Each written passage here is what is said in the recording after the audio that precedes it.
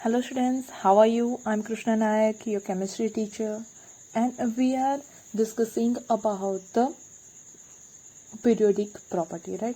In previous last two lectures, we discussed about the atomic radius and also about the ionic radius, right? Today, in this lecture, we are going to discuss about the ionization enthalpy. Ionization enthalpy, or you can say that also ionization energy. Okay, तो ये ionisation energy या enthalpy जो है वो क्या है, कैसे defined होगी, सही है, उसके बारे में हमें इस लेक्चर में देखना है. तो लेट्स स्टार्ट. पहले हम उसकी डेफिनेशन देख लेते हैं कि आयोनाइजेशन एंथैल्पी क्या है. उसके बाद देखेंगे कि उसके जो आयोनाइजेशन एंथैल्पी है उसमें जो हमारा पीरियड वाइज और ग्रुप वाइज क्या क्या चेंज आएगा, और साथ में ये भी देखेंगे कि जो आयोनाइजेशन एंथैल्पी है, सही है, उसमें उससे कौन कौन से फैक्टर अफेक्ट करते हैं. ओके, तो फर्स्ट उसकी डेफिनेशन देख लेते हैं हम. उसकी डेफिनेशन हो जाएगी the amount of energy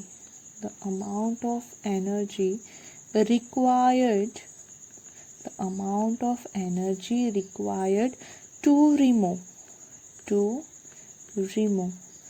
the most loosely bonded valence shell electron from an isolated gaseous atom is called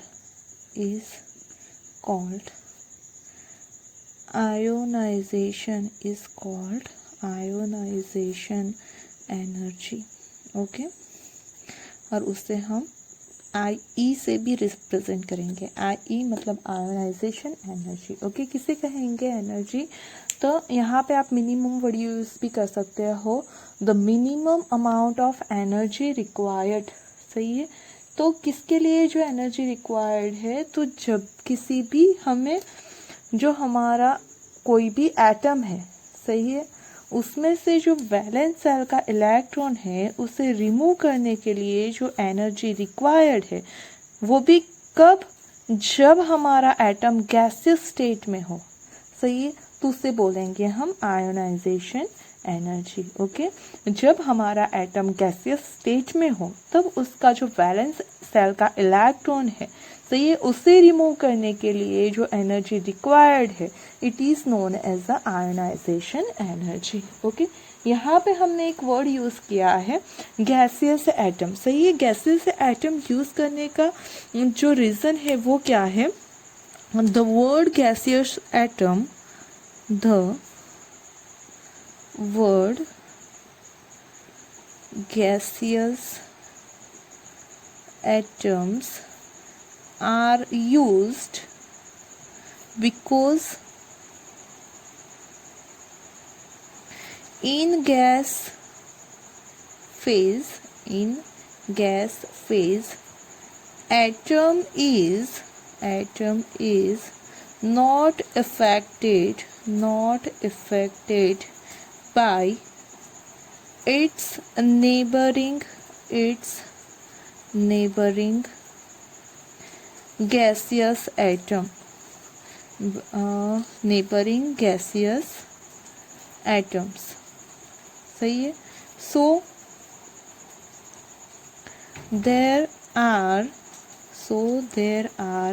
no intermolecule. So there are no intra or intermolecular forces of attraction.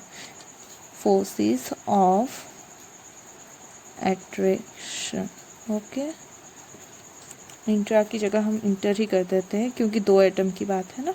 Okay, तो यहाँ पे हमने क्या use किया, जो gaseous word है वो क्यों यूज़ होता है, क्योंकि जब भी कोई एटम गैसियस फेस में है, सही है, हमें पता है कि जब कोई भी एटम या मॉलिक्यूल हमारे गैसियस फेस में होता है तो वो काफ़ी दूर दूर होते हैं, सही है। तो जो उनके नेबरिंग एटम है उनके साथ उनका जो अट्रैक्शन है वो क्या हो जाएगा, बहुत ही कम, निग्लेजिबल अट्रैक्शन होगा, सही है। जो इंटरमॉलिक्यूल अट्रैक्शन होगा या अट्रैक्शन फोर्स होगा वो कैसा होगा, निग्लेजिबल होगा। किसके साथ, उसके नेबरिंग पार्टिकल के साथ। तो अगर अट्रैक्शन होता तो उसमें से जब इलेक्ट्रॉन को रिमूव करते हैं तब एनर्जी चाहिए होती, वो इसके ऊपर अफेक्ट करती, सही है, क्योंकि कोवेलेंट बॉन्ड होगा तो वो टाइटली पैक्ड होगा, तो उस सिचुएशन में ज़्यादा एनर्जी चाहिए होगी, सही है। वैन डर वाल्स फोर्स में होगा तो जो एनर्जी है वो कम होगी। तो वो जो है वो टाइप हमें देखना ही नहीं है, ओके। वो कोवेलेंट बॉन्ड से जुड़ा हुआ है, वो वैन डर वाल्स बॉन्ड से जुड़ा हुआ है, वो मेटालिक बॉन्ड से जुड़ा हुआ है, वो आयनिक बॉन्ड से जुड़ा है, उससे हमें कोई लेना देना नहीं है। क्यों, क्योंकि हमने यहाँ पे कौन सा एटम ले लिया, गैसियस एटम, और गैसियस एटम में जो 2 नेबरिंग एटम है, सही है, उनके बीच का जो फोर्स है वो उसके ऊपर अफेक्ट करेगा नहीं, क्योंकि जो distance between the 2 atom neighbouring atom होते हैं वो बहुत ज़्यादा होता है, ओके। तो उसी वजह से जब भी आप एनर्जी मतलब आयनाइजेशन एंथैल्पी की बात करो, then you have to must write that word, isolated gaseous atom, okay. मतलब जब आपका आइसोलेटेड गैसियस एटम में से वैलेंस सेल के इलेक्ट्रॉन को रिमूव करते हो तो जो एनर्जी रिक्वायर्ड है उसे बोलेंगे हम आयोनाइजेशन एंथैल्पी और एनर्जी, ओके। नाउ यहाँ पे हमारे पास सपोज कि कोई एक मेटल एटम है, मोस्ट ऑफ हमें मेटल है वही इलेक्ट्रॉन डोनेट करता है, ओके।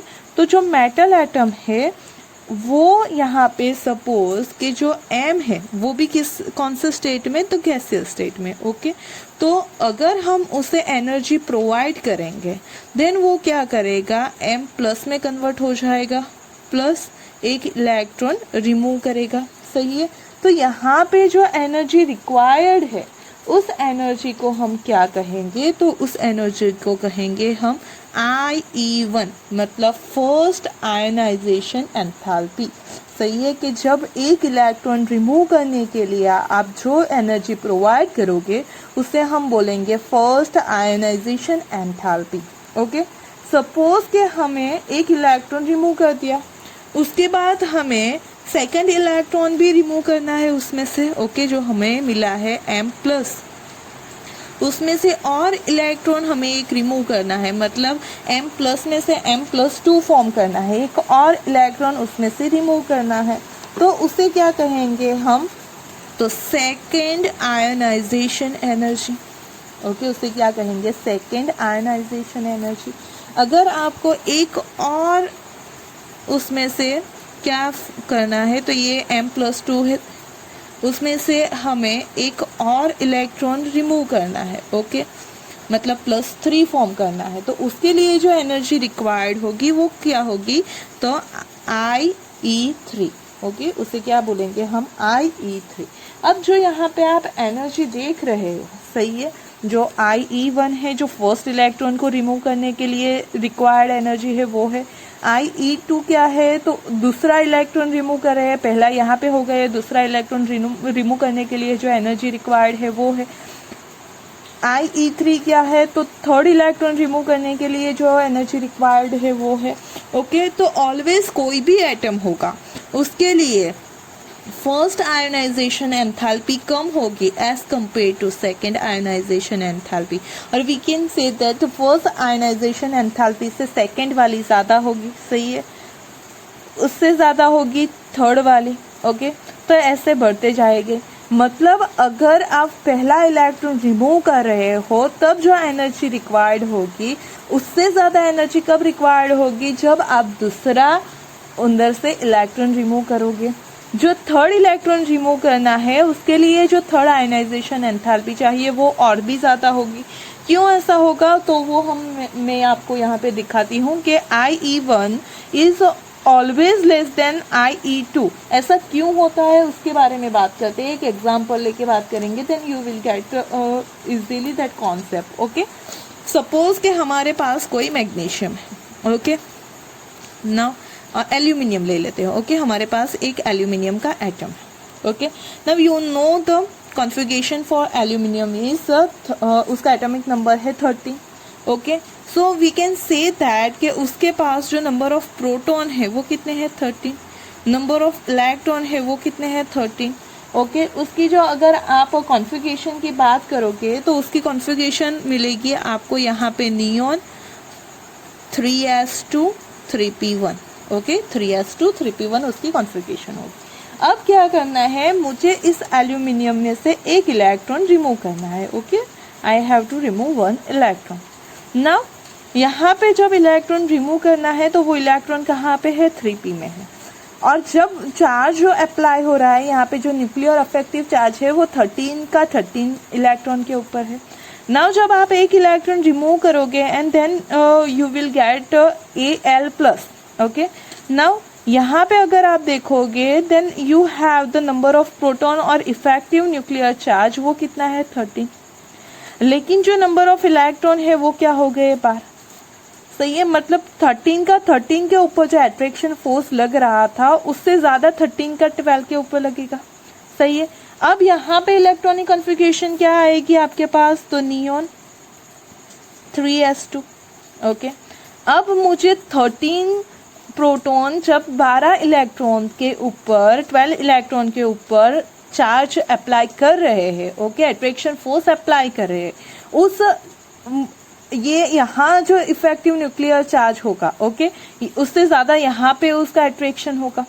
तो अगर उस ज़्यादा अट्रैक्शन में से मुझे यहाँ से इलेक्ट्रॉन रिमूव करना है, ओके, तो एनर्जी भी क्या होगी, ज़्यादा चाहिए होगी। सपोज कि यहाँ पे जो एनर्जी है रिक्वायर्ड वो IE1 है, you can easily see that कि यहाँ पे 13 इलेक्ट्रॉन के साथ 13 प्रोटॉन है, मतलब 13 प्रोटॉन 13 इलेक्ट्रॉन के ऊपर जो अट्रैक्शन फोर्स लगा रहे हैं उससे जब 13 प्रोटॉन 12 इलेक्ट्रॉन के ऊपर अट्रैक्शन फोर्स लगाएंगे तो यहाँ पे ज़्यादा ही होगा, जेड इफेक्ट यहाँ पे ज़्यादा दिखने को मिलेगी आपकी, सही है। तो उस वजह से जब आपको यहाँ से दूसरा एक इलेक्ट्रॉन रिमूव करना होगा, ओके, मतलब एक और इलेक्ट्रॉन रिमूव करना होगा और you have to form Al+2, सही है। तो उसके लिए जो एनर्जी रिक्वायर्ड है IE2 वो क्या होगी ज़्यादा, क्योंकि यहाँ पे 13 का 13 के ऊपर अट्रैक्शन था, जबकि यहाँ पे 13 का 12 के ऊपर है, तो यहाँ पे अट्रैक्शन फोर्स ज़्यादा है और ज़्यादा अट्रैक्शन फोर्स में से इलेक्ट्रॉन रिमूव करना है, तो उस वजह से IE2 क्या होगा,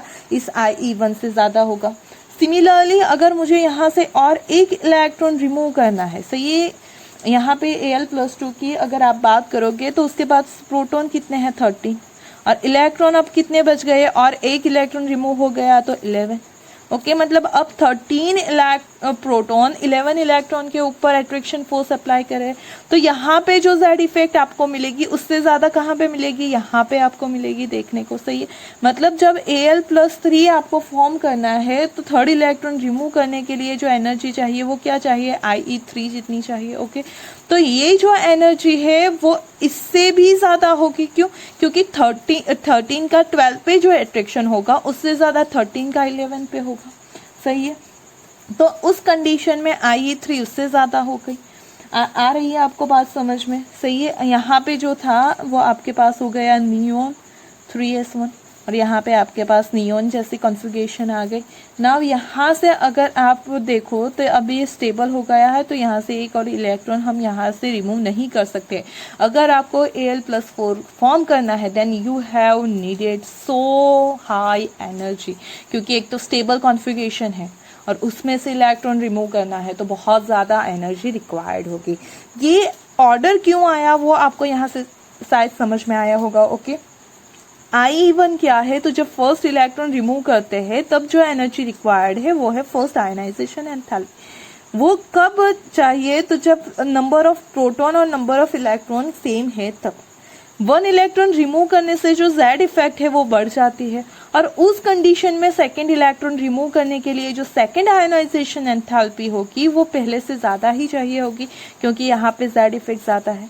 सेकेंड इलेक्ट्रॉन रिमूव होने पे वो साइड इफेक्ट और भी बढ़ जाती है, क्योंकि 13 प्रोटॉन 11 इलेक्ट्रॉन पे चार्ज अप्लाई कर रहे हैं, अट्रैक्शन लगा रहे हैं, तो उस कंडीशन में थर्ड इलेक्ट्रॉन रिमूव करना और भी डिफिकल्ट हो जाएगा। सही है, तो ऐसे always first ionization enthalpy is less than that of the second ionization enthalpy is less than that of the third ionization enthalpy। ऐसे जैसे नंबर ऑफ आपको इलेक्ट्रॉन रिमूव करने हैं वो जैसे बढ़ते जाएंगे, सही है, तो यहाँ पे जेड इफेक्ट भी बढ़ता जाएगा और उसी वजह से उसकी वैल्यू भी बढ़ती जाएगी। ओके, तो आयनाइजेशन एंथैल्पी क्या है एक बार फिर से देख लेते हैं। जब गैसियस एटम में से हमें इलेक्ट्रॉन वैलेंस शेल का इलेक्ट्रॉन रिमूव करना होगा, तो जो एनर्जी रिक्वायर्ड है, क्योंकि रिमूव करना है तो ऑब्वियस है कि हमें एनर्जी देनी पड़ेगी, तो जो एनर्जी हमें प्रोवाइड करनी होगी, ओके, जो एनर्जी रिक्वायर्ड होगी उसी को बोलेंगे हम आयोनाइजेशन एनर्जी, और you can also say the ionisation enthalpy. Okay,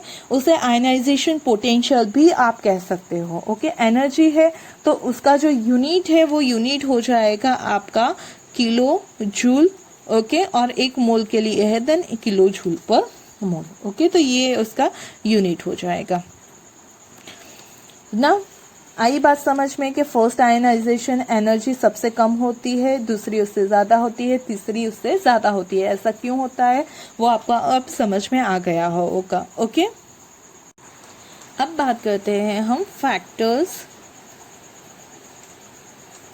affecting ionization energy. Okay, कौन कौन से फैक्टर हमारी आयनाइजेशन एनर्जी को अफेक्ट करते हैं उसके बारे में हमें देखना है। ओके, तो first factor is size of the atom. Okay, size of the atom, तो साइज भी हमारे आयनाइजेशन एनर्जी को अफेक्ट करती है। कैसे अफेक्ट करती है, तो ionization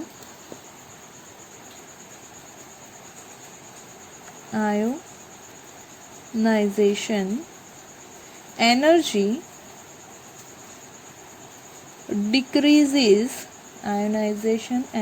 decreases with the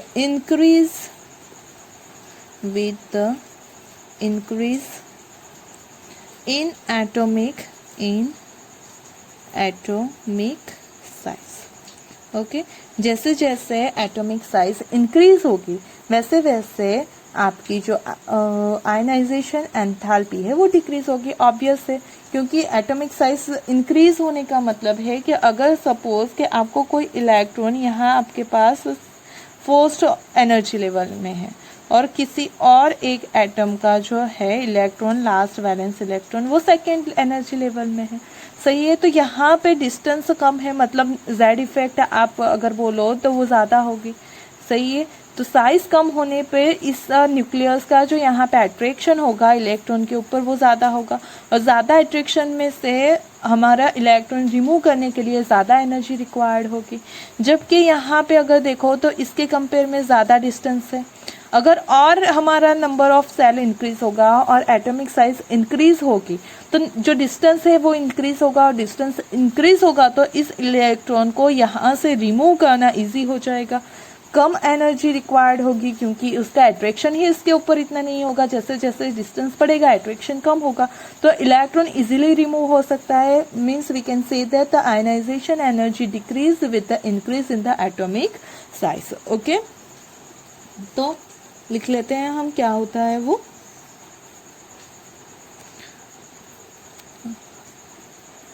As the size of the atom increases, the outermost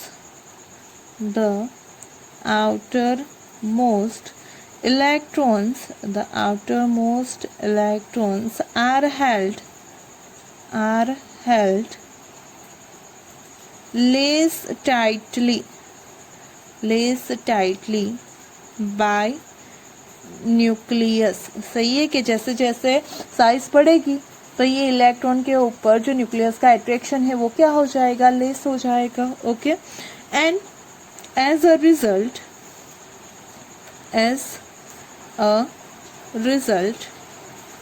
it becomes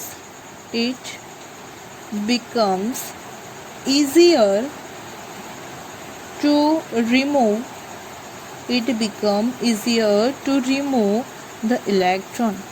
और अगर अट्रैक्शन फोर्स कम होगा उस कंडीशन में इलेक्ट्रॉन रिमूव करने के लिए क्या हो जाएगा, एनर्जी कम रिक्वायर्ड होगी, वो इजीली रिमूव हो जाएगा. सही है. मतलब मेन स्टेटमेंट आपका क्या है वो आपको याद रखना है. यहाँ पे रीजन दिया गया है नीचे, तो ये कि क्यों ऐसा होगा, लेकिन क्या होगा, तो आयनाइजेशन एनर्जी जो है वो डिक्रीज होगी. कब, जब इंक्रीज होगी हमारी atomic size. Atomic size increase होने पे आयनाइजेशन एंथैल्पी डिक्रीज होगी.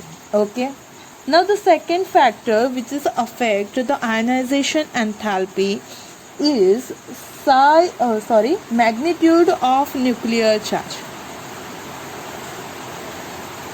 magnitude of nuclear charge.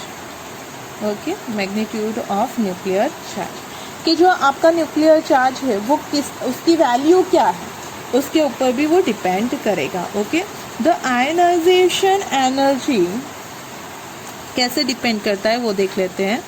The ionization energy increases with the increase in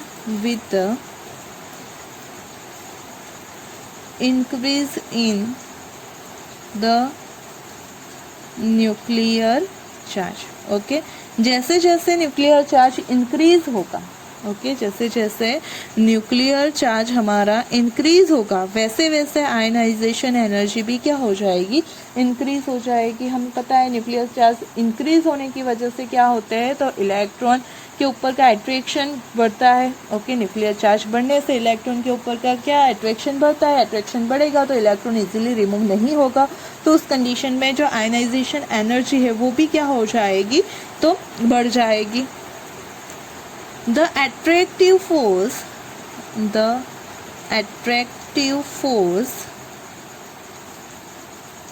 between the nucleus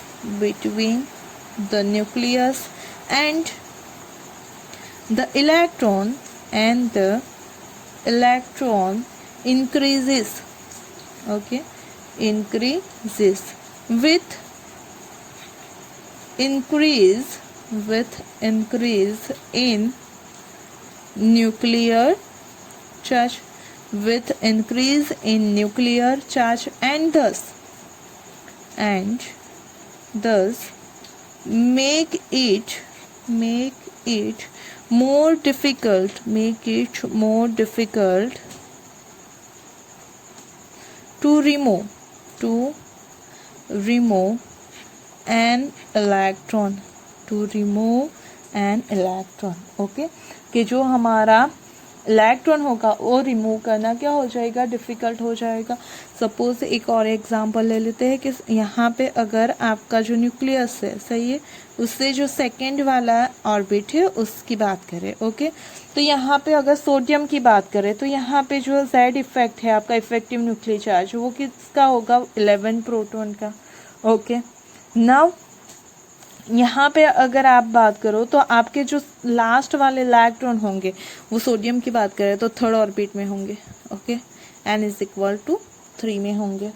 यहाँ पे पहले में 2, after that 8 electron, 3 4 5 6 7 and 8. Okay, and after that 1 electron. तो यहाँ पे इलेक्ट्रॉन 11 प्रोटॉन 11 इलेक्ट्रॉन के ऊपर चार्ज क्या कर रहे हैं, तो अप्लाई कर रहे हैं. In the case of magnesium, ये किसका है, सोडियम का है. Okay, in the case of magnesium तो ये first energy level, second energy level और ये हो गया थर्ड एनर्जी लेवल. ओके, ये दोनों सेम है ऐसा आप कंसिडर करना। ये थोड़े से मुझे मेरी ऑर्बिट तो ज़्यादा हो गई, लेकिन ये थर्ड है, यहाँ भी n इज इक्वल टू 3 है और यहाँ भी n इज इक्वल टू 3 है। ओके, लेकिन यहाँ पे जो नंबर ऑफ प्रोटॉन है वो कितने हैं, 12 है, और नंबर ऑफ इलेक्ट्रॉन भी कितने हैं, 12 है। मतलब यहाँ पे पहले 2, आफ्टर दैट 8, 3, 4, 5, 6, 7 एंड 8 और फिर 2। Now you can see that कि सेम डिस्टेंस है, यहाँ भी n इज इक्वल टू 3 है, सोडियम में भी और मैग्नीशियम में भी n इज इक्वल टू 3 है। सही है, मतलब डिस्टेंस वैसे कैसा होना चाहिए, सेम। लेकिन यहाँ पे 11 प्रोटॉन चार्ज लगा रहे हैं सेम डिस्टेंस के ऊपर, जबकि यहाँ पे सेम डिस्टेंस पे 12 प्रोटॉन चार्ज अप्लाई कर रहे हैं। सही है, तो हम ये कह सकते हैं कि सेम डिस्टेंस पे अगर हमारा इफेक्टिव न्यूक्लियर चार्ज बढ़ता है, ओके, तो वो और भी क्लोज आ जाएगा। सही है, ऑर्बिट से क्या हो जाएगा, और क्लोज आ जाएगा, क्योंकि इस इलेक्ट्रॉन के ऊपर जो चार्ज लग रहा है सेम डिस्टेंस पे वो ज्यादा है।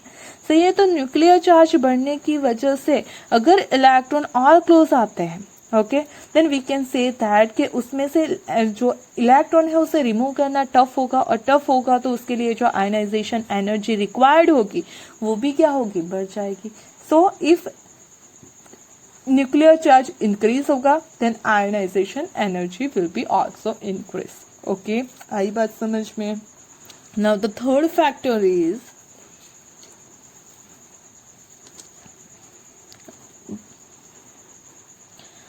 Screening effect. थर्ड फैक्टर कौन सा है हमारा, तो screening effect. Okay, you already studied about the screening effect in the second chapter. Okay, अगर आपको स्क्रीनिंग इफेक्ट को लेके कोई भी कंफ्यूजन है देन प्लीज कमेंट बॉक्स में आप लिख देना, तो मैं स्क्रीनिंग इफेक्ट का एक स्पेशल अलग वीडियो फॉर्म कर दूंगी। ओके, वैसे भी आपने सेकंड चैप्टर में पढ़ा हुआ है तो यहाँ पे मैं उसे डिटेल में एक्सप्लेन नहीं कर रही हूँ, लेकिन हम थोड़ा सा उसका ऊपर ऊपर आइडिया ले लेते हैं कि स्क्रीनिंग इफेक्ट क्या है actually.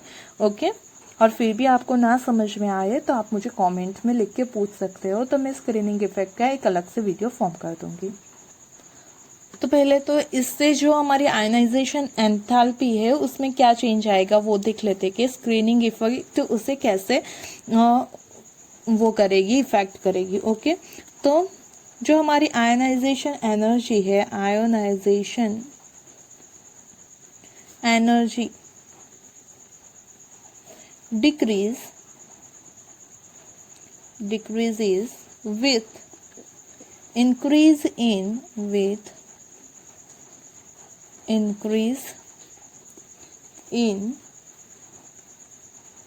screening effect because nuclear attraction becomes less। Okay, चलो क्या होगा, तो आयनाइजेशन एंथैल्पी डिक्रीज होगी। कैसे डिक्रीज होगी, तो आपकी जो स्क्रीनिंग की इफेक्ट है वो अगर बढ़ेगी तो आपकी जो आयनाइजेशन एंथैल्पी है वो क्या हो जाएगी, कम हो जाएगी। कैसे कम हो जाएगी उसके बारे में हम बात कर लेते हैं। उससे पहले यहाँ पे अंडरलाइन कर देते हैं कि ionization enthalpy will be decrease when screening effect increase. Okay, चलो क्यों होता है वो हम यहाँ पे थोड़ा सा आइडिया ले लेते हैं स्क्रीनिंग इफेक्ट में क्या होता है। तो सपोज कि आपका कोई एक मॉलिक्यूल है, ओके, उसका न्यूक्लियस, ये फर्स्ट ऑर्बिट, ये सेकंड ऑर्बिट, ये थर्ड ऑर्बिट, सही है, और ये आपका सपोज के फोर्थ सेल है। Okay, we are talking about suppose the molecule of potassium. Okay, so we know that the configuration for the potassium is 1s2, 2s2, 2p6, 3s2, 3p6 and 4s1, correct? So here we know that कि यहाँ पे जो उसका atomic number 19 है तो effective nuclear charge भी 19 जितना है। ओके, लेकिन लास्ट इलेक्ट्रॉन हमारा कहाँ में है, 4s में है, तो उसका अगर आप देखोगे तो जो चार्ज है वो क्या हो रहा है, तो बढ़ रहा है। ओके, उसका जो यहाँ पे आप देखोगे तो वो क्या हो रहा है यहाँ पे, तो 4s में है तो उसकी वजह से डिस्टेंस बढ़ रहा है, चार्ज भी बढ़ रहा है, डिस्टेंस भी बढ़ रहा है। साथ में क्या होगा, तो यहाँ पे अगर देखोगे तो फर्स्ट ऑर्बिट में सिर्फ 2 इलेक्ट्रॉन है। आफ्टर दैट 2 + 6 टोटल कितने हैं 8, तो 1 2 3 4 5 6 7 और 8। यहाँ पे कितने हैं, तो ये इसमें 2 हो गए, ओके। इसमें टोटल कितने हो गए 8। सिमिलरली थर्ड में भी 6 + 2 कितने हो गए 8, तो यहाँ भी हो जाएगा 1 2 3 4 5 6 7 और 8, सही है। और लास्ट वाले में कितने हैं 1 है। अब अगर आप देखोगे तो ये जो हमारा सेंटर है वो, और यहाँ जो हमारा लास्ट ऑर्बिट वैलेंस ऑर्बिट का इलेक्ट्रॉन है उसके बीच में ये क्या है, तो बहुत सारे इलेक्ट्रॉन है। उसके बीच में क्या है, बहुत सारे इलेक्ट्रॉन है। तो वो क्या करेंगे, वो सारे इलेक्ट्रॉन यहाँ पे एक सील्ड जैसा फॉर्म कर देंगे। क्या फॉर्म कर देंगे, सील्ड फॉर्म कर देंगे, सही है। तो उस सील्ड की वजह से क्या होगा, तो उस सील्ड की वजह से ये जो न्यूक्लियस है उसके ऊपर का जो एट्रैक्शन है वो क्या हो जाएगा, तो कम हो जाएगा, सही है। अगर आपने जो हॉलीवुड की मूवी है ब्लैक पैंथर, ओके, वो देखी होगी, या फिर हैरी पॉटर, ओके, तो उसमें क्या है कि जब हमला होता है, ओके, हैरी पॉटर में जब स्कूल के ऊपर हमला होता है तो वो जो सारे मैजिशियन है वो अपनी शक्ति से एक क्या करते हैं, तो एक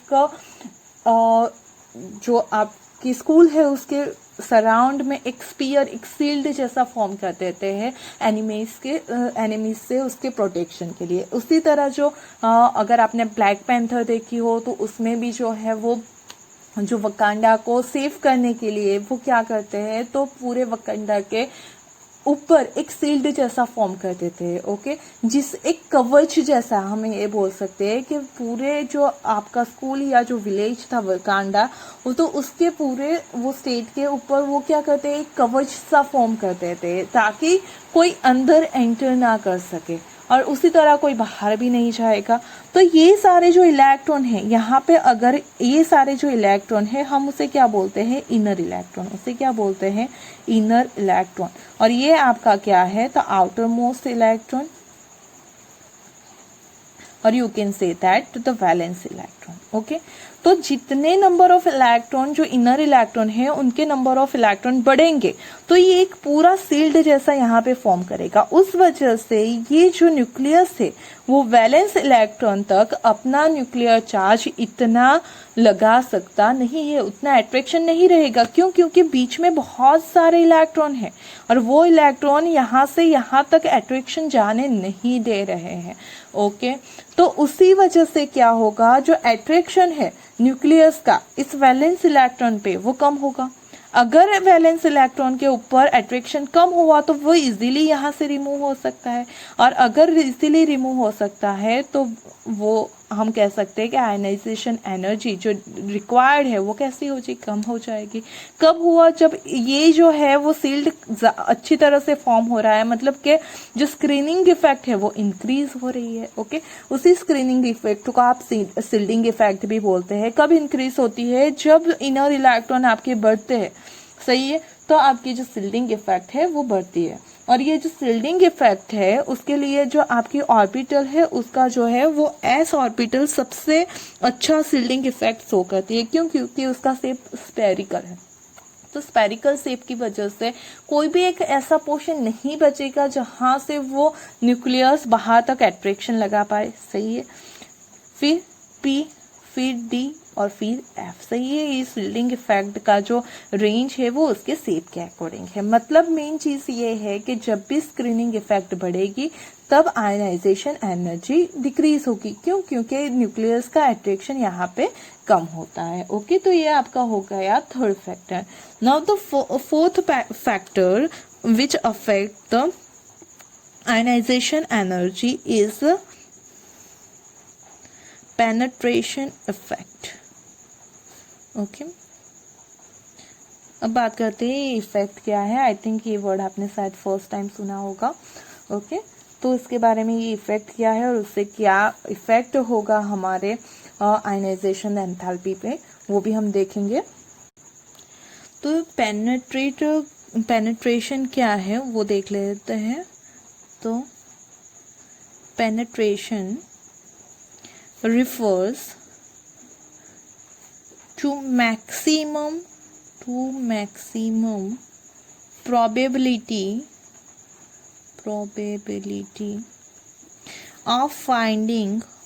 of finding an electron near the nucleus। सही कि जो आपके ऑर्बिटल है उसमें जो इलेक्ट्रॉन है वो न्यूक्लियस के नज़दीक कितने होते हैं। सही है, उन्हें फाइंड करने की मतलब प्रेजेंट होने की प्रोबेबिलिटी, न्यूक्लियस के नज़दीक प्रेजेंट होने की प्रोबेबिलिटी जिस ऑर्बिट में ज़्यादा होगी उसका पेनिट्रेशन ज़्यादा अच्छा है, हम ऐसा कह सकते हैं। सही है, तो ये जो पेनिट्रेशन का ऑर्डर है ऑर्बिट के लिए वो क्या है, the order of penetration power in a given shell or orbit is S is greater than P greater than D greater than F। सही है कि S जो है वो कैसी है, स्पेरिकल है, तो उस वजह से जो न्यूक्लियस से उससे ज़्यादा नज़दीक रहेगी और वहाँ पे जो है वो न्यूक्लियस के नज़दीक इलेक्ट्रॉन फाइंड आउट होने के चांसेस है। ओके, जबकि P है, ओके ये देखो ये आपकी हो गई सपोज के S ऑर्बिट। सही है, और अगर आप P की बात करोगे तो P ऐसी होती है, ओके D डबल डम्बेल होती है, तो जो इलेक्ट्रॉन है यहाँ भी एग्जिस्ट कर सकता है, यहाँ भी एग्जिस्ट कर सकता है। मतलब अगर आप देखोगे तो न्यूक्लियस से ये हमारा जो इलेक्ट्रॉन है उसका डिस्टेंस क्या हो रहा है, बढ़ रहा है। जितना डिस्टेंस बढ़ेगा उतनी उसकी जो पेनिट्रेशन पावर है वो कम होगी, ऐसा कह सकते हैं। जबकि S जो है तो वो सारा का सारा एक ही डिस्टेंस पे है क्योंकि वो स्पेरिकल है। सही है, तो इलेक्ट्रॉन यहाँ हो, सही है, लेकिन वो क्या होगा तो न्यूक्लियस से नज़दीक होगा। जबकि डबल डम्बेल में ये डम्बल है P के लिए है। सही, जो D है उसका तो डबल डम्बेल है, तो और भी उसके चांसेस दूर दूर हो जाएंगे। सही है, यहाँ फिर ऐसा यहाँ भी आपको मिलेगा। ओके, तो आपके इलेक्ट्रॉन के जो पेनिट्रेट होने के या न्यूक्लियस के नज़दीक होने के चांस है वो क्या होते हैं, कम। और जैसे न्यूक्लियस के नज़दीक होने की प्रोबेबिलिटी कम होती है so we can say that कि उसका पेनिट्रेशन पावर कम हो रहा है। तो S का सबसे ज़्यादा होगा, P का उससे कम, D का उससे कम, F का सबसे कम होगा। तो उससे क्या होता है हमारे आयनाइजेशन एंथैल्पी पे वो हमें देखना है। ओके, ये तो हो गई पेनिट्रेशन क्या है उसकी बात। अब उससे क्या इफेक्ट होगा वो हमें देखना है। तो जो इलेक्ट्रॉन प्रेजेंट है, okay, electron present in more penetrating subshell will be closer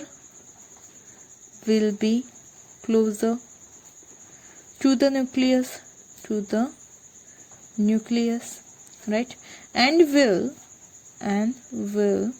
be held more firmly। सही है कि जो अगर वो नज़दीक होगी न्यूक्लियस से तो उसके ऊपर जो अट्रैक्शन फोर्स है वो भी क्या हो जाएगा, ज़्यादा हो जाएगा। Thus ionization enthalpy will increase with the increase in the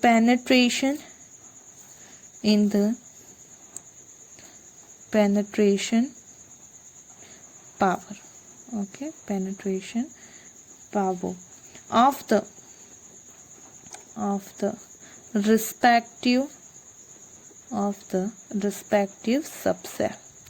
सही है कि पेनिट्रेशन पावर जितना बढ़ेगा वो न्यूक्लियस से नज़दीक रहेगा, क्लोज रहने की वजह से उसका अट्रैक्शन फोर्स बढ़ेगा, और अट्रैक्शन फोर्स बढ़ेगा तो इलेक्ट्रॉन को रिमूव करना टफ होगा, तो आयनाइजेशन एंथैल्पी क्या हो जाएगी, इंक्रीज हो जाएगी। सही है, तो जो पेनिट्रेशन है वो इंक्रीज होने पर आयनाइजेशन एंथैल्पी क्या होगी, इंक्रीज होगी। क्यों? क्योंकि जो इलेक्ट्रॉन है वो क्लोज आएगा।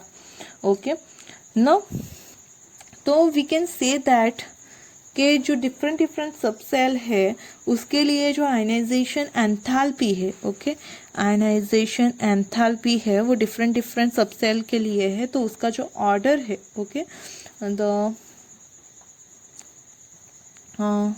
एक मिनट, in the same shell, in the same cell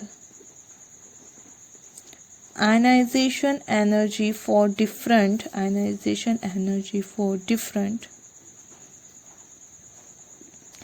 subshell follow the order। कौन सा ऑर्डर फॉलो करेगा? तो एस के इलेक्ट्रॉन को रिमूव करना टफ होगा as compare to P, as compare to D और एज कम्पेयर टू एफ। तो ये मतलब आपके पास सपोज के 4s है, 4p है, 4d है और 4f है। ओके, यहाँ पे हम सपोज कर लेते हैं कि 4s है, 4p है, 4d है एंड 4f है, मतलब एनर्जी लेवल सेम है। फिर भी f से इलेक्ट्रॉन निकालना बहुत ईजी होगा, उससे ज़्यादा टफ होगा डी से, उससे ज़्यादा टफ होगा पी से और सबसे ज़्यादा टफ होगा 4s से इलेक्ट्रॉन को रिमूव कर पाना। जबकि सबका जो एनर्जी लेवल है सेम, लेकिन जो पेनिट्रेशन पावर है वो एस की ज़्यादा होने की वजह से उसमें से इलेक्ट्रॉन रिमूव करने के लिए जो आयनाइजेशन एंथैल्पी चाहिए होगी वो ज़्यादा होगी एज कम्पेयर टू अगर हमें 4f में से इलेक्ट्रॉन रिमूव करना होगा तो। Okay, do you understand that? And जो हमारा लास्ट फैक्टर है वो है electronic configuration. Electronic configuration, okay, electronic configuration से क्या इफेक्ट होता है उसके बारे में हम देखेंगे और क्यों ऐसा इफेक्ट आता है वो भी हम बात करेंगे। ओके, तो certain electronic configuration like certain electronic configuration like half filled, and completely filled, half filled and completely filled subcells have extra stability, right. हमने देखा था कि जब भी इलेक्ट्रॉनिक कन्फिगरेशन आपने स्टडी की है तब आपने देखा था कि जब भी कोई ऑर्बिट हाफ फिल होती है या फिर फुल फिल होती है तब वो क्या होती है, ज़्यादा स्टेबल होती है। और उसी वजह से आपने क्रोमियम और कॉपर का जब इलेक्ट्रॉनिक कन्फिगरेशन देखा था तो उसमें एक्सेप्शन भी देखा था। क्यों? क्योंकि जब उन दोनों की कन्फिगरेशन की बात आती है तो जो डी है वो हाफ फिल या फुल फिल होने के चांसेस है और उसी कंडीशन में वो ज़्यादा स्टेबल होने की वजह से उसकी कॉन्फ़िगरेशन में हमने एक्सेप्शन भी देखा था। मतलब कहने की बात क्या है कि जब भी आपकी कोई कॉन्फ़िगरेशन आप लिखते हो और उसमें कोई सब शेल है वो हाफ फिल हो या कंप्लीटली फिल हो तो वो क्या होगी, मोर स्टेबल होगी, बहुत ज़्यादा स्टेबल होगी। ओके, तो उस वजह से क्या होगा, अगर वो स्टेबल होगी तो उसमें से इलेक्ट्रॉन रिमूव करना भी क्या हो जाएगा, डिफिकल्ट हो जाएगा। So we can say that it is more difficult, it is more difficult to remove an electron from this stable configuration,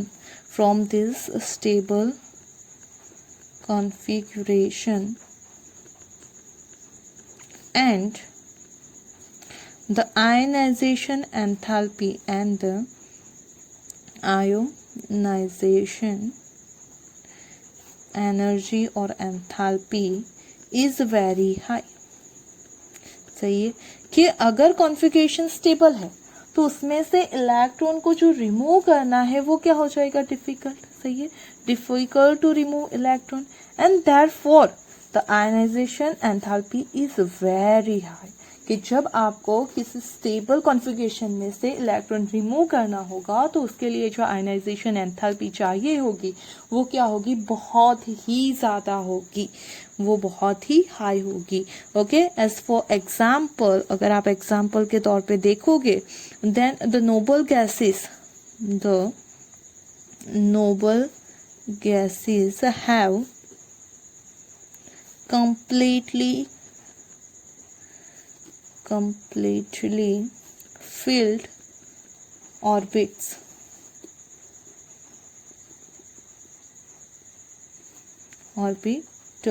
while 15th group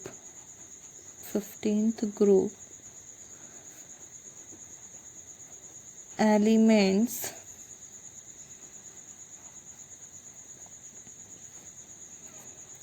like nitrogen and phosphorus have exactly half filled subshell। सही है, तो उनकी जो ionization energy होगी वो ज़्यादा होगी as compare to other. Also they have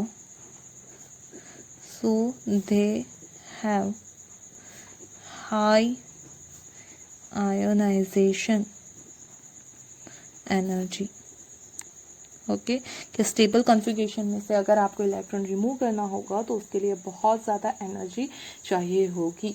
okay, तो ये हो गई आपकी आयनाइजेशन एनर्जी जो डिफरेंट 5 फैक्टर के ऊपर डिपेंड करती है। ओके, जो आपका पहला फैक्टर था वो था size of the atom. Okay, size बढ़ने से आयनाइजेशन एंथैल्पी डिक्रीज होती है। ओके, जो दूसरा फैक्टर था वो था मैग्नीट्यूड ऑफ न्यूक्लियर चार्ज। जब भी न्यूक्लियर चार्ज बढ़ेगा आयनाइजेशन एंथैल्पी बढ़ेगी। ओके, उसके बाद आपने देखा स्क्रीनिंग इफेक्ट। जैसे स्क्रीनिंग इफेक्ट बढ़ेगी आयनाइजेशन एंथैल्पी घटेगी। सही है, फिर देखा पेनिट्रेशन इफेक्ट। जिस ऑर्बिटल की सबसेल की पेनिट्रेशन इफेक्ट ज़्यादा होगी उसकी आयनाइजेशन एंथैल्पी हाई होगी, तो उसी वजह से एस की ज़्यादा होगी as compare to P, as compare to D and as compare to F. तो ये उसका ऑर्डर है आयनाइजेशन एंथैल्पी का। और जो लास्ट आपने देखा है इलेक्ट्रॉनिक कॉन्फ़िगरेशन।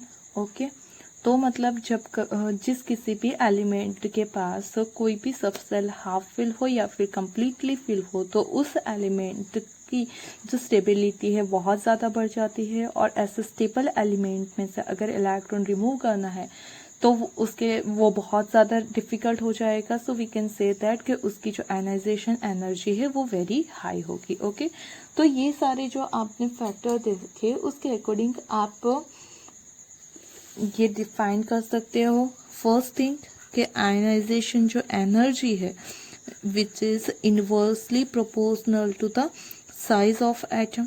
सही है, जो एटम की साइज है उससे वो क्या करती है तो इनवर्सली प्रोपोर्शन में है।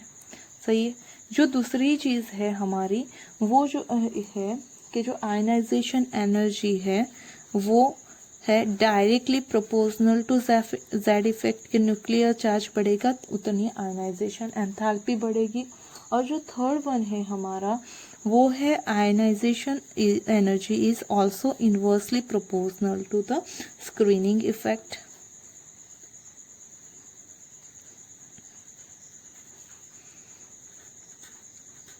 सही है, स्क्रीनिंग इफेक्ट बढ़ेगी तो आयनाइजेशन एंथैल्पी घटेगी, स्क्रीनिंग इफेक्ट घटेगी तो आयनाइजेशन एंथैल्पी बढ़ेगी। ओके, तो इन तीनों का जो आपको रिजल्टेंट मिलेगा उसी के अकॉर्डिंग आप डिसाइड कर सकते हो कि जो किसी भी एलिमेंट में से इलेक्ट्रॉन आपको रिमूव करना है तो आयनाइजेशन एंथैल्पी क्या होगी। ओके, उसकी साइज, उसका डिस्टेंस देखना पड़ेगा वैलेंस इलेक्ट्रॉन का, उसका जेड इफेक्ट कितना है वो भी देखना पड़ेगा, प्लस उसकी स्क्रीनिंग इफेक्ट कितनी है वो भी देखनी पड़ेगी।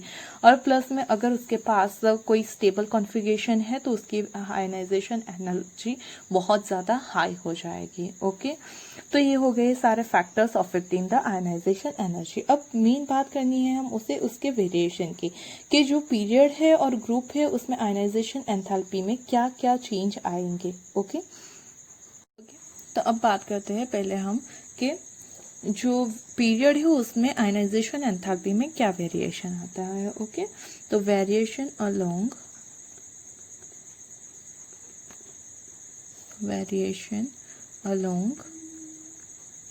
A period. ओके, के पीरियड में क्या चेंज आएगा उसके अकॉर्डिंग पहले बात करेंगे, उसके बाद ग्रुप की बात करेंगे हम। ओके, तो अगर आप पीरियड में लेफ्ट टू राइट जाओगे, ओके, देन जो आपकी आयनाइजेशन एंथैल्पी है वो क्या होगी, इंक्रीज होगी। Okay, on moving across a period from left to right due to the simultaneous increase in nuclear charge and decrease in atomic size. Okay, the valence electrons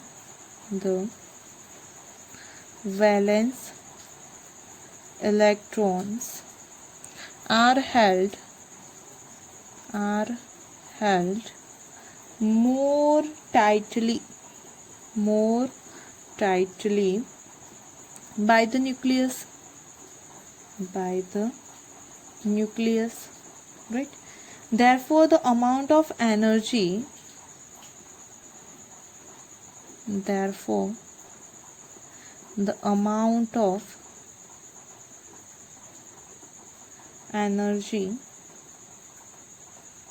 required to remove an electron keeps increasing. Okay, left to right में क्या होगा, whenever you go from left to right in a period, तो आपकी जो ionization enthalpy है वो क्या होगी, इंक्रीज होगी। ओके, वो क्या होगी, लेफ्ट टू राइट मूव करने पे। Okay, from left to right if you go then the ionization enthalpy will be always increase. उसका जो रीज़न है वो क्या है, तो अगर आप लेफ्ट टू राइट मूव करते हो तो उससे क्या होगा, तो जो न्यूक्लियर चार्ज है, ओके, वो क्या होगा, इंक्रीज होगा, और साथ में आपकी जो एटॉमिक रेडियस है वो क्या होगी, डिक्रीज होगी। सही है, इंक्रीज हो रहा है nuclear charge, atomic radius decrease हो रही है। हमने आगे ही अभी देखा कि अगर साइज डिक्रीज होती है तो आयनाइजेशन एंथैल्पी बढ़ेगी, अगर जेड इफेक्ट बढ़ रहा है तो आयनाइजेशन एंथैल्पी बढ़ेगी। यहाँ पे दोनों हो रहा है, डिक्रीज इन एटॉमिक साइज, सही है, साइज डिक्रीज हो रही है तो आयनाइजेशन एंथैल्पी बढ़ेगी। Similarly increase in the nuclear charge बढ़ रहा है, जेड इफेक्ट बढ़ रही है तो आयनाइजेशन एंथैल्पी बढ़ेगी। मीन्स के लेफ्ट टू राइट जाने पे पीरियड में जो आयनाइजेशन एंथैल्पी है वो क्या हो जाएगी, बढ़ जाएगी। Okay, now see the variation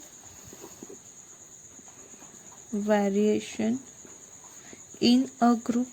okay, group में क्या वेरिएशन आता है उसके बारे में बात करते हैं हम।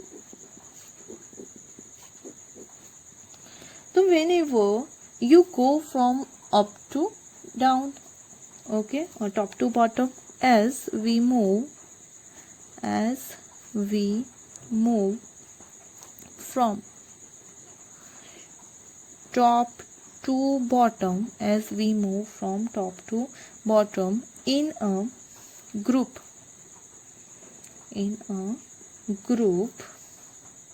जो आयनाइजेशन एंथैल्पी है ionization enthalpy decreases, right, due to सही है। उसका जो रीज़न है वो 1 by 1 देखते हैं। लेकिन क्या हो रहा है, अगर आप लेफ्ट टू राइट जा रहे हो, okay, if you are moving from period left to right, then ionization enthalpy will be increase due to the increase in the Z effect, and similarly simultaneously the decrease in the atomic size. While if you move from top to bottom, the ionization enthalpy always going to be decrease. Okay अगर top to bottom जाओगे तो जो आपकी ionization enthalpy है वो always क्या होगी, decrease होगी। क्यों डिक्रीज होगी, तो उसके बारे में आप देख लेते हैं कि उसका जो रीज़न है वो क्या है। तो फर्स्ट है उसका जो रीज़न है वो अ gradual increase in the atomic size। सही है कि टॉप टू बॉटम में जाते जाते जो नंबर ऑफ सेल इंक्रीज होते हैं, नंबर ऑफ सेल इंक्रीज होने की वजह से एटॉमिक साइज इंक्रीज होती है। और हमने बोला कि साइज से आयनाइजेशन एंथैल्पी इन्वर्सली प्रोपोर्शनल में है। सही है, तो अगर साइज इंक्रीज होगी तो आयनाइजेशन एंथैल्पी क्या होगी, डिक्रीज होगी। And the second reason is increase in the shielding effect। सही है, स्क्रीनिंग इफेक्ट को या shielding इफेक्ट, तो वो क्या हो जाएगी, इंक्रीज हो जाएगी on the outermost electron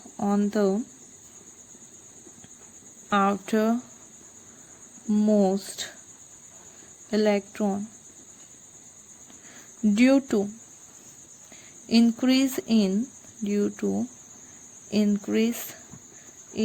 the number of inner electrons। सही कि inner electron up to down जाते जाते इंक्रीज हो रहे हैं। नंबर ऑफ सेल इंक्रीज होगा तो फर्स्ट क्या होगा, एटॉमिक साइज इंक्रीज होगी। सही है, अप टू डाउन जाने में, टॉप टू बॉटम जाने में क्या हो रहा है, एटॉमिक साइज इंक्रीज हो रही है। साथ में एटॉमिक साइज इंक्रीज होगी और साथ में जो आपके नंबर ऑफ इलेक्ट्रॉन है, सही है, वो भी क्या होंगे, इंक्रीज होंगे।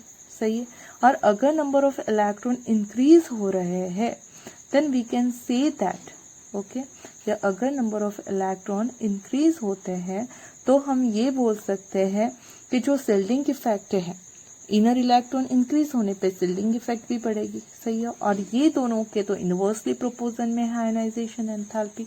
सही है, जो हमने देखा उसमें वही देखा कि स्क्रीनिंग इफेक्ट के भी इनवर्सली प्रोपोर्शन में है, साइज के भी इनवर्सली प्रोपोर्शन में है, और दोनों ही ग्रेजुअली अप टू बॉटम जाने में, टॉप टू बॉटम जाने में इंक्रीज हो रहे हैं। मतलब कि आयनाइजेशन एंथैल्पी डिक्रीज होगी इन अ ग्रुप। ओके, तो क्लियर हो गया कि अगर आप पीरियड में लेफ्ट टू राइट जाओगे then always ionization enthalpy will be increase, and if you go in a group top to bottom then ionization enthalpy will be decrease. उसका जो रीजन है वो भी मैंने आपको बता दिया है। Okay, now it's turn to see the exceptions.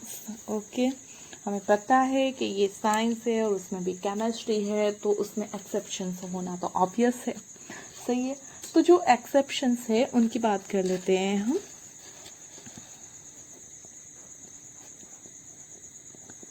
Exceptions to the general trends. Okay, ये जो जनरल ट्रेंड है हमारा, सही है, कौन सा वाला जनरल ट्रेंड, कि ये अगर आप पीरियड में जाओगे left to right then ionization enthalpy will be increase, और ग्रुप में टॉप टू बॉटम जाओगे then ionization enthalpy will be decrease. ये जनरल ट्रेंड है। सही है, लेकिन उसमें जब आप कहीं कहीं क्या देखोगे, एक्सेप्शंस देखोगे, तो उसके बारे में हमें बात करनी है। Okay, the first exception is ionization enthalpy of beryllium is greater than that of lithium. Okay, ionization enthalpy of beryllium is greater than that of the lithium. It is because is because of higher value of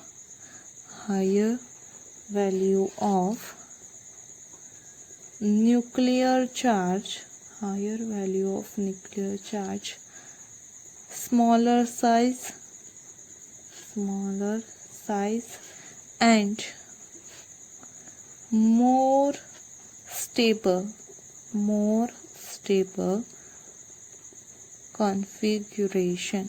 okay और actually आप देखोगे तो ionization और enthalpy of beryllium is also greater than that of the lithium as well as a beryllium.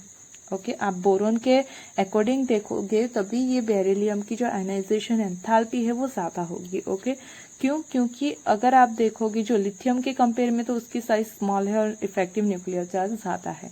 लेकिन अगर boron के compare में बात करोगे तो बोरोन के कंपेयर में यहाँ पे बेरिलियम के अंदर जो कॉन्फ़िगरेशन है वो स्टेबल टाइप की है. ओके और उसी वजह से उसकी जो आयनाइजेशन एंथैल्पी है वो लिथियम से तो ज़्यादा होना क्या है, ऑब्वियस है, नेचुरल है, क्योंकि लिथियम के राइट में आता है बेरिलियम. ओके तो राइट साइड जाओगे तो आयनाइजेशन एंथैल्पी इंक्रीज होने वाली है. लेकिन उससे ज़्यादा लाइफ में है, राइट में है बोरोन. लेकिन बोरोन की जो कॉन्फ़िगरेशन है वो क्या है, देखो पहले आता है लिथियम, फिर बेरिलियम और फिर बोरोन. ओके नाउ यहाँ से इससे इसकी ज़्यादा होना ऑब्वियस है आयनाइजेशन एंथैल्पी से, ये इससे इसकी आयनाइजेशन एंथैल्पी ज़्यादा होना ऑब्वियस है, लेकिन इससे भी ज़्यादा है. क्यों ज़्यादा है? क्योंकि यहाँ पे अगर आप इसकी कॉन्फ़िगरेशन देखोगे तो है 1s2 2s2 और इसकी होगी 1s2 2s2 2p1. तो जो लास्ट इलेक्ट्रॉन है वो नहीं तो हाफ फिल ऑर्बिट में है, नहीं तो फुल फिल में है. जबकि यहाँ पे ये क्या है, तो स्टेबल वाली कॉन्फ़िगरेशन की बात है. तो ये जो एस है वो फुल फिल है, तो उस कंडीशन में वो ज़्यादा स्टेबल होगा. और उसी वजह से जो बेरिलियम है उसकी जो आयनाइजेशन एंथैल्पी है वो बोरोन से भी क्या होती है, ज़्यादा होती है. ओके तो ये फर्स्ट एक्सेप्शन हो गया. फिर जो दूसरा एक्सेप्शन है वो है the ionization enthalpy of nitrogen is greater than that of carbon. सही है, नाइट्रोजन की आयनाइजेशन एंथैल्पी क्या है, कार्बन से ज़्यादा है. जबकि कार्बन जो है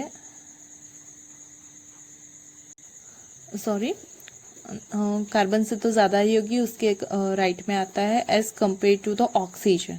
okay as compare to the oxygen. Okay क्यों? तो because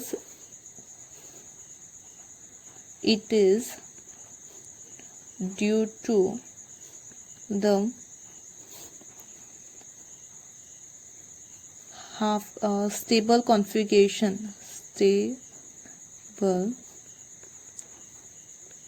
configuration of nitrogen. Okay carbon से जो है वो ज़्यादा होना ऑब्वियस है, क्योंकि जो कार्बन है उसका अगर आप देखोगे एटॉमिक नंबर 6 है, फिर आता है हमारा नाइट्रोजन और फिर आता है oxygen. Okay if you talk about the carbon and nitrogen तो ऑब्वियस है कि उसकी जो है आयनाइजेशन एंथैल्पी ज़्यादा होगी, क्योंकि साइज स्मॉल होगी, इफेक्टिव न्यूक्लियर चार्ज बढ़ेगा. ओके अब अगर आप ऑक्सीजन और नाइट्रोजन की बात करोगे तो जो नॉर्मल ट्रेंड है उसमें ऑक्सीजन की ज़्यादा होनी चाहिए as compare to the nitrogen, क्योंकि पीरियड में लेफ्ट टू राइट जाने से जो आयनाइजेशन एंथैल्पी है वो बढ़ती है. बट यहाँ पे नाइट्रोजन की ज़्यादा है. क्यों? क्योंकि if you see the electronic configuration for the nitrogen तो वो है हमारी 1s2 2s2 2p3. Okay p3 है, मतलब कि हमारे पास p में कितने होते हैं, तो 3 सब सेल होते हैं, तो सारे के सारे सब सेल में एक एक इलेक्ट्रॉन है. सो मीन्स हियर जो नाइट्रोजन है उसके पास हाफ फिल p ऑर्बिटल है. जबकि ऑक्सीजन की बात करोगे तो यहाँ पे 1s2 2s2 और 2p4 होगा. ओके तो यहाँ पे जो है वो हो जाएगा, यहाँ पे 2 इलेक्ट्रॉन 1 and 1. ओके पहले 1 1 और फिर यहाँ पे 4th वाला इलेक्ट्रॉन, तो ये हाफ फिल है. तो उस वजह से वो क्या हो जाएगी, स्टेबल हो जाएगी। और अगर इसकी कॉन्फ़िगरेशन ज़्यादा स्टेबल है तो उसमें से इलेक्ट्रॉन रिमूव करना क्या हो जाएगा, टफ हो जाएगा। सही है, तो इसकी कॉन्फ़िगरेशन क्या होगी, ज़्यादा होगी as compare to the this one. Okay, तो इस दोनों के अकॉर्डिंग जो है वो हम ये लिख सकते हैं कि आपका जो ग्रुप 2 है, okay, ionization energy of group 2, or we can say that the beryllium family, okay, beryllium family